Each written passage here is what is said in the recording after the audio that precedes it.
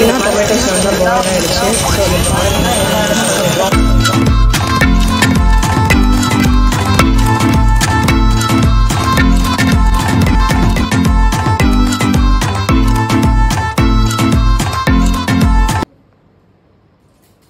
அடிக்கிற வேலைக்கு எல்லாருமே வந்து மோர் குடிச்சா சூப்பராக இருக்கும்னு தோணும். அந்த மோர் எப்படி செய்யலாம்னாக்கா இந்த மாதிரி ட்ரை பண்ணி பாருங்க. அது அவ்வளோ சூப்பராக இருக்கும். ஒரு மிக்ஸி ஜார் எடுத்துக்கோங்க. அதை கொஞ்சமாக சீரகம், அதுக்கப்புறம் தோல் சீவி வச்சுருக்க 2 துண்டு இஞ்சி இதை போட்டுக்கோங்க.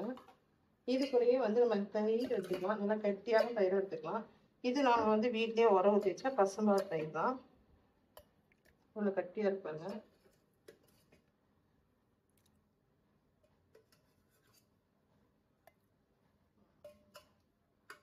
இதுக்குள்ள உப்பு போட்டுக்கலாம்.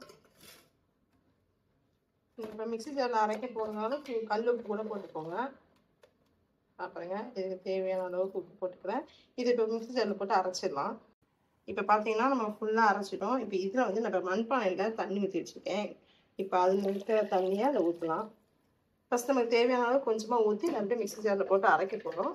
அதனால் கம்மியாகவே தண்ணி ஊற்றிக்கோங்க. ரொம்ப ஊற்றிங்கன்னா வெளியே தெரிச்சிடும். இப்போ அரைச்சாச்சு. இதுவும் மண்பானை மாதிரி இருக்குது பார்த்தீங்களா? இதில் வந்து இந்த ஊற்ற போகிறோம் மோரை.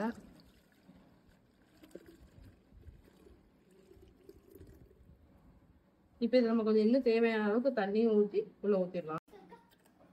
இப்போ பார்த்தீங்கன்னா மோர் கலந்தாச்சு. இதை வந்து கொஞ்ச நேரம் கழிச்சு நம்ம அப்படியே குடிச்சோன்னா சூப்பராக இருக்கும்.